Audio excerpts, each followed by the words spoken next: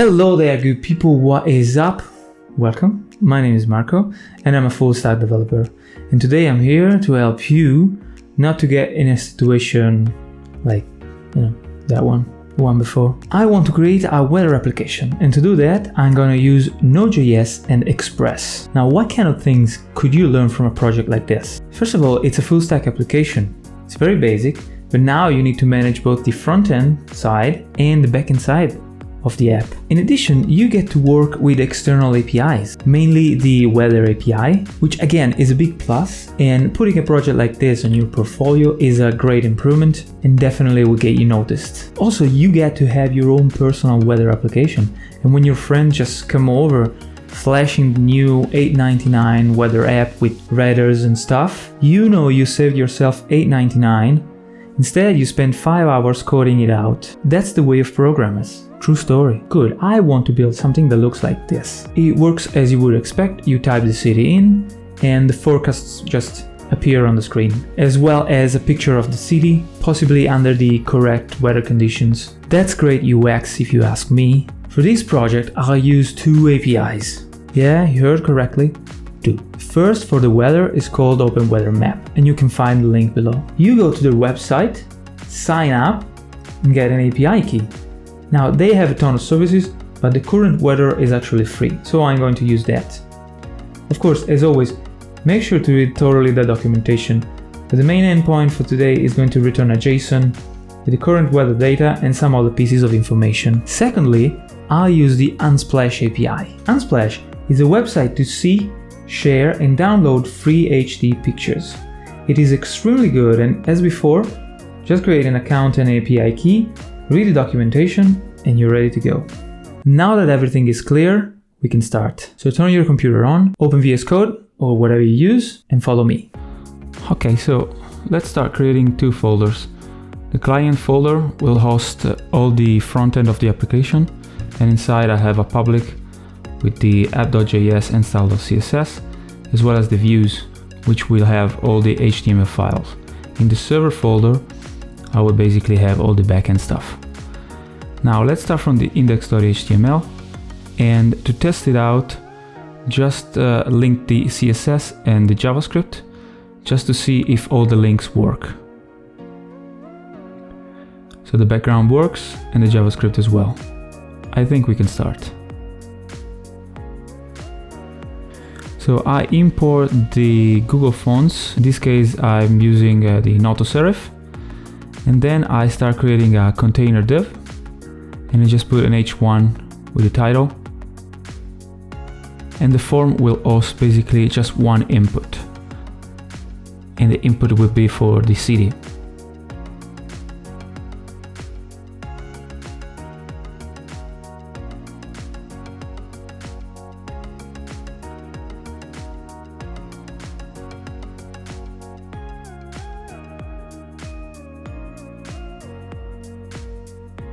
Outside, I create a weather container, and this weather container will basically contain my weather data.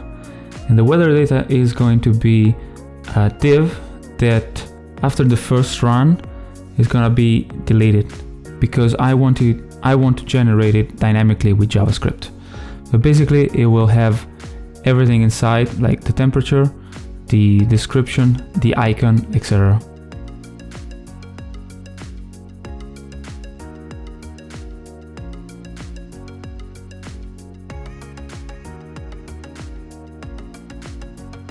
Perfect, that looks good. Okay, now that we have the markup, let's add some styling with CSS. Okay, let's select everything, also the pseudo elements, and just get rid of the margin, the padding, and let's give it a box size of a border box. In the body, I just import the font, and I just set a font size of 16 pixels.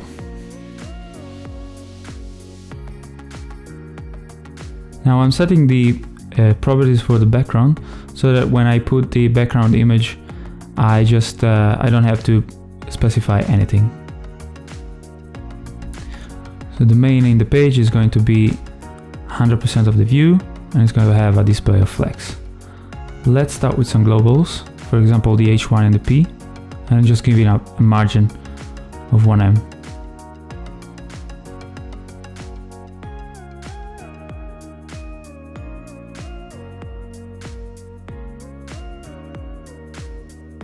All right, let's think about the main styling.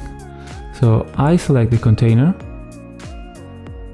and I give it a width of 640 pixel max.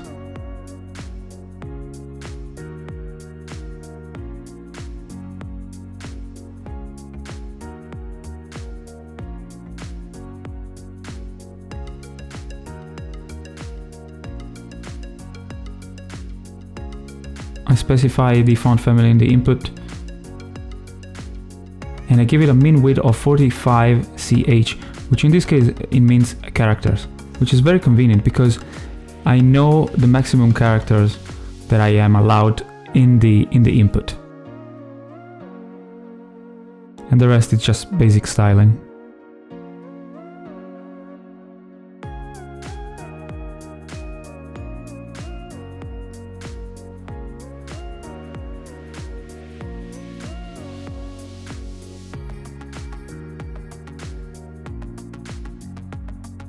The transition is going to be for the hover state.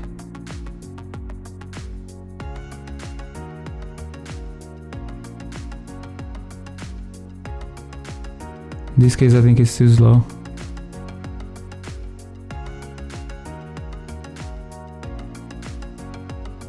The background color in this case is white because when the pictures will be on the background, I don't want it to be transparent.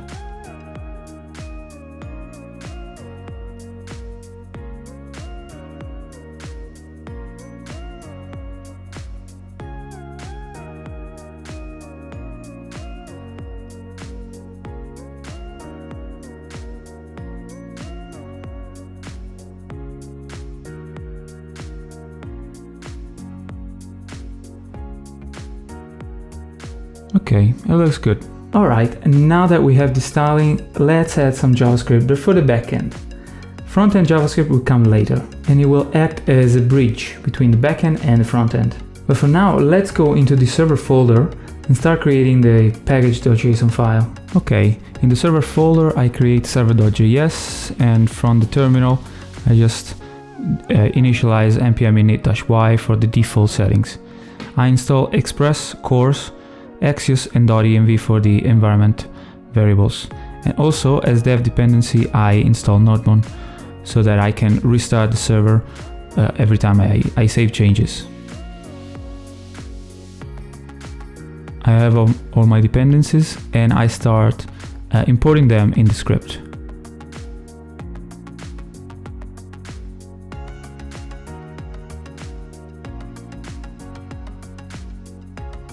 Axios is what will allow me to make requests from the backend. I think it's very convenient. There's also a node fetch if you want to use it, but I prefer this for now. I initialize the Express app and I just give it a few middlewares.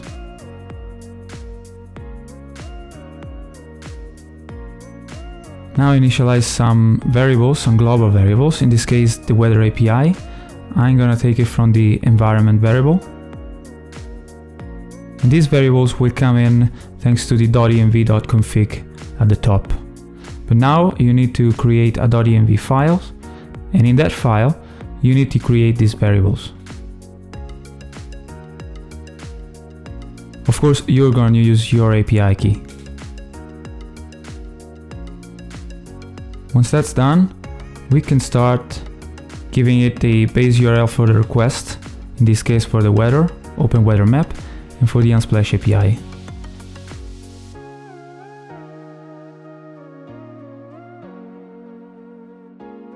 Now that everything is done, I can start creating the boilerplate Express app. In this case, this is just the /route, so the on route, and I'll just return a JSON object with a message. Now I need to listen on a port and just start code 3000. I start the server and let's see what comes out. Perfect, the message comes through, it works. I add the dev script so that I can use NodeMon every time I type it, and I start creating the route.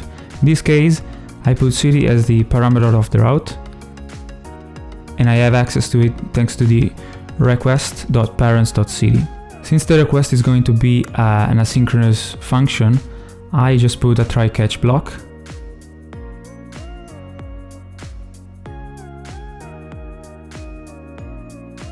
In the first request via Axios is going to be a GET request to basically the weather API, where Q is the city. If you read the documentation, is everything is written there. Now Axios doesn't actually need a JSON parsing. They return JSON in the data key. And so I have access to that, but I don't want to return the entire package, the entire response. I just want to parse it myself. And I'm going to parse it in this response object I am creating.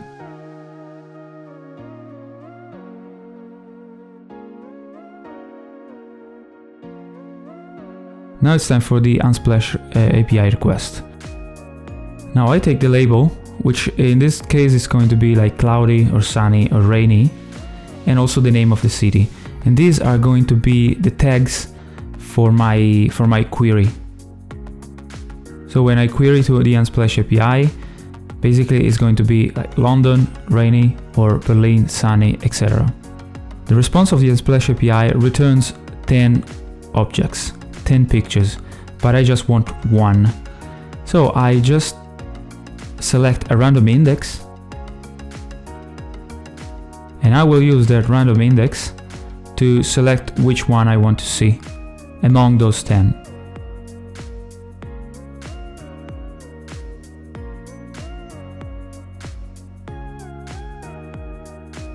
And I will put that under the response.image. Now that everything is good, I can send the response back. Okay, so I want to test this API. Let's go to API/, and now I need a city. Let's put London and see what comes out. All right. So the first part is the temperature, as I wanted. Temperature, the weather.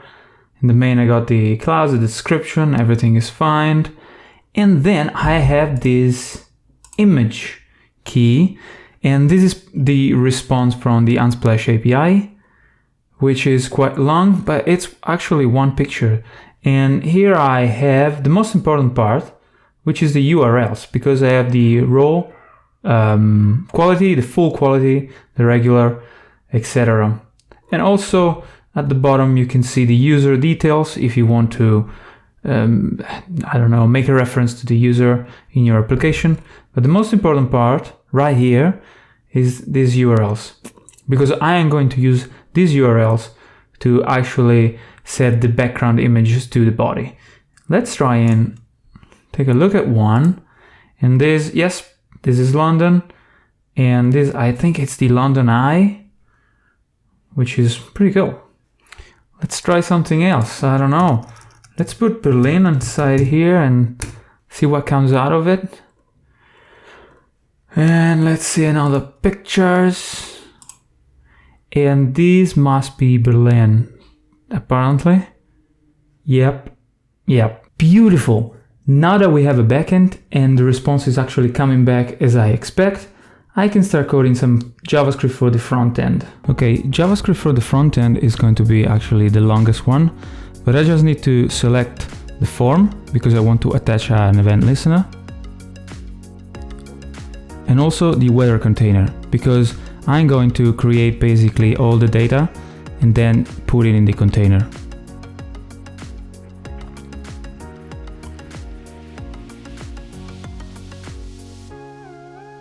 Now I set some global variables. This is actually my personal API, the one I've just created. And I create a function that makes the request to this API and give me back the response.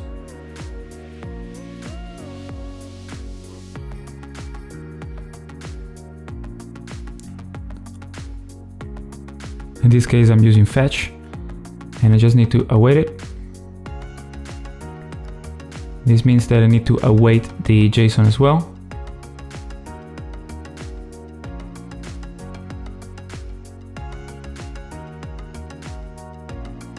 And I'll just return the data.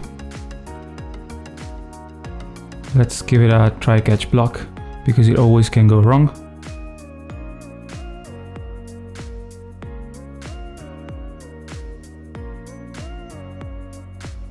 Now I need a new function that actually put the objects on the document. So the input data in this case is the response from the API. The first thing I'm gonna do is wipe out everything that is in the weather container so that I can make as many requests as I want. That is not going to be clutter. Then I select the image URL that comes from the response. If you remember before, I just need to go into the image, then URLs, and then regular. Once I have the URL, I just set the style of the body, the background image, and I set the URL as what I've just done.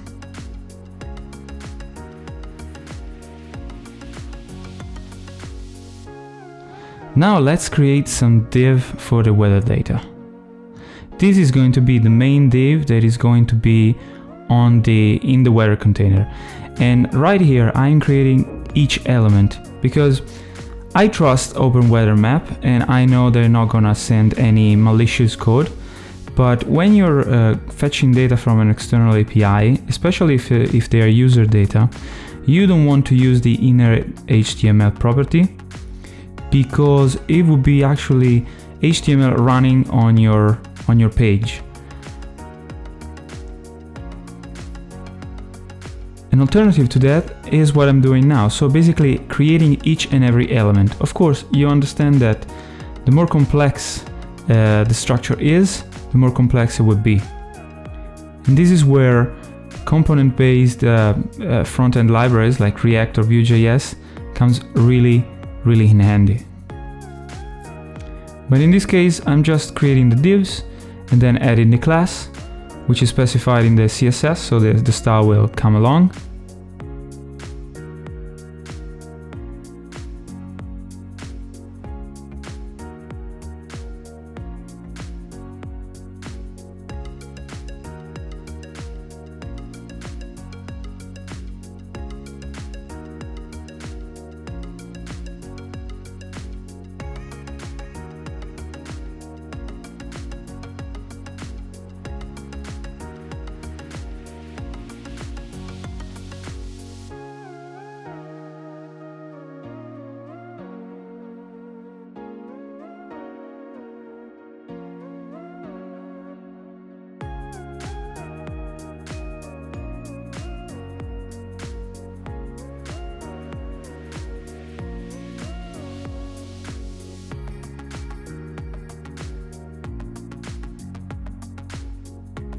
Now I need to set the icon.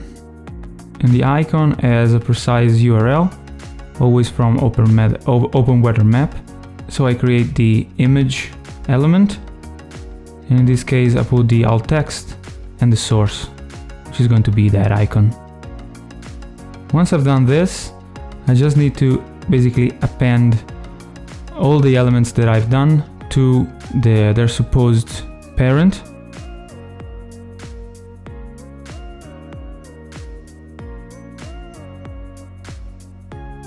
Now I append everything to the weather data. And I also create the description, which is the only part missing. So I just create a div. I give it a class.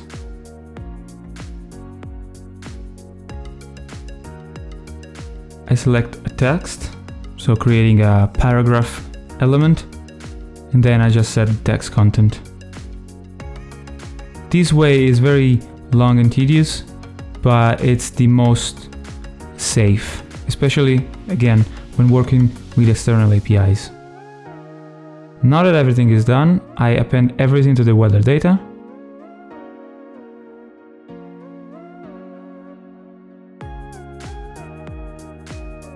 And I will append the weather data to the weather container, which is always present on the page.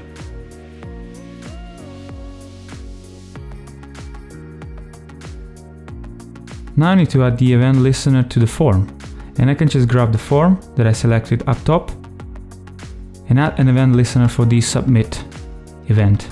I get access to the event. Of course, I need to prevent default so that the page doesn't reload.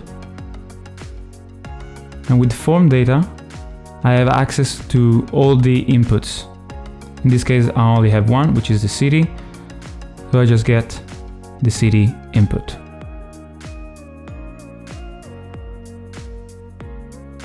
Of course, now I need to await for my get weather data, which is gonna ask the API, and then I just display the elements on the form. All right, I'd say let's try this app. All right, so let's test this beautiful application. Now let's give it a go. I don't know, London again, I suppose. Get weather. Wow, this is London, I am sure of it. Let's try with something else. Berlin. Well, this must be Berlin, and it's cloudy, so this worked. Let's look at something else, like, I don't know, Oslo. I like Oslo. Yeah. I have no idea if this is it, but guys, it works. After all this, there is a question you might ask. Why did I make all that effort to create my own API when I could just, from the front end, having JavaScript, make a request directly to the weather API? This is very important because it is a matter of security. You don't want to expose your API keys or your secret keys. And when you make a request from the front end, that becomes accessible by the user, who now can see all the details about that request, secrets included. So after this project, I just wanted to give you some tips to expand this project even further. Tip number 1. Instead of making every request to the Unsplash API, you could actually provide a cache. A cache is basically a temporary database, and for this you can use whatever you want. MongoDB is good, Redis is even better, so that you can save yourself a lot of calls, especially if the city and the weather don't change. Tip number 2 is provide a small card with the details about the author of the picture, so that you actually make a reference about the author. Maybe also a link to their portfolio. This is something that you can do simply creating again some HTML elements and putting them on the screen just using JavaScript.